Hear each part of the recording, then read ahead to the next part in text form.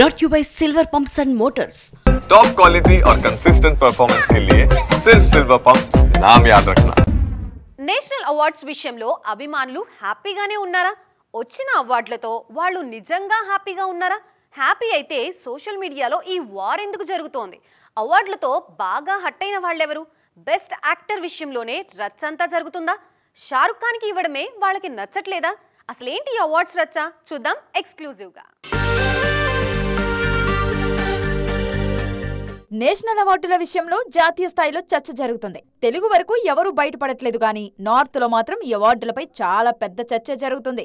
ముఖ్యంగా best actor విషయంలో ఎలా షారుఖ్ ఖాన్ కు ఇస్తారంటూ ఓ వర్గం బాగా గట్టిగానే తమ వాయిస్ వినిపిస్తున్నారు.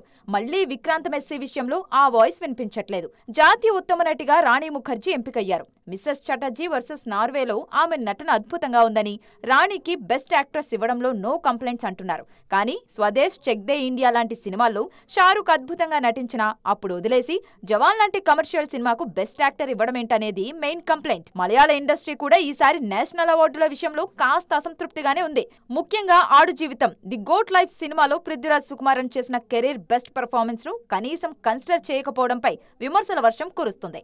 ఈ సినిమా 2024లో విడుదలైన, సెన్సార్ అయింది మాత్రం డిసెంబర్ 2023లోనే. అలాగే యానిమల్ లో రణబీర్ కపూర్, శామ్ బహదూర్ లో విక్కీ కౌశల్ కూడా అదిరిపోయే పర్ఫార్మెన్స్లు ఇచ్చారు. వీళ్లకంటే జవాన్ లో షారుఖ్ నటన మీకు గొప్పగా అనిపించిందా అనే విమర్శలు ఎక్కువగా వస్తున్నాయి. ఖచ్చితంగా ఈసారి నేషనల్ అవార్డ్స్ విషయంలో కొంత అన్యాయం అయితే జరిగిందనే వాదన గట్టిగానే వినిపిస్తుంది.